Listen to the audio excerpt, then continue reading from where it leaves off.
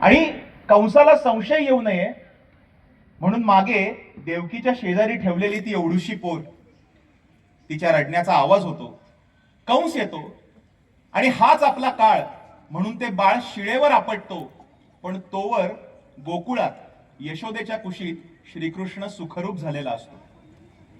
कथेचं निरूपण करताना बुवा सांगत राहतात की साक्षात भगवंत जगावा, त्याच्या हातून धर्माचा अभ्युत्थान घडावं, गीता सांगितली जावी, म्हणून शेवटी त्या चिमुरडीला भगवंताच्या ठाई जावं लागलं, तिथे निजावं लागलं, भगवंताचं रूप घ्यावं लागलं आणि कंसाला वाटावं हाच देवकीचा आठवा म्हणून मरण देखील पत्करावं लागलं.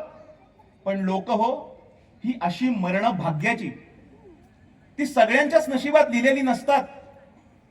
म्हणून दुर्मिळ अशा या मानवी जन्मात ऐसे काही करून जावे की जनलोक भले भले म्हणतील, जनलोक भले भले म्हणतील.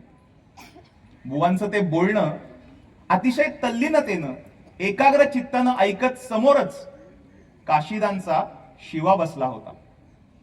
कथा संपली, कृष्ण जन्म झाला, पाळणा झाला, प्रसाद वाटला गेला, शिवा घराकडे जायला निघाला. बाहेर पाऊस कोसळतच होता.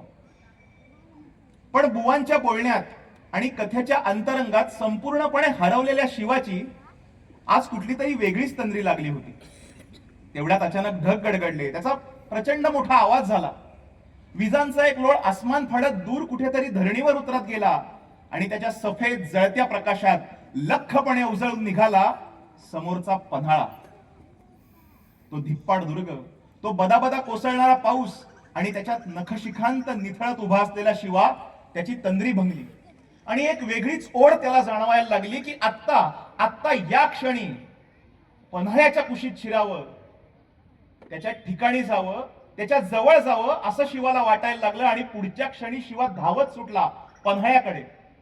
पण पन्हाळ्याकडे धावणाऱ्या शिवाच्या मनात, विचारात आणि अंतरंगात बाहेरच्या पावसासारखेच अविरत कोसळत राहिले बुवांच्या कथेतले शब्द, ऐसे काही करून जावे जनलोक भले भले म्हणतील, ऐसे काही करून जावे जनलोक भले भले म्हणतील. देहत्यागिता कीर्त मागे उरावी, देहत्यागिता कीर्त मागे उरावी, मना सज्जना हेची क्रिया धरावी. आणि परमेश्वराच्या सख्यत्वासाठी पडाव्यात जीवलगांच्या तुटी, सर्व अर्पावे शेवटी, प्राण तोही वेचावा, प्राण तोही वेचावा.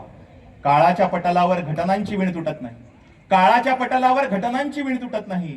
इतिहासाच्या पानांवरची गोष्ट इथे संपत नाही, गोष्ट इथे संपत नाही.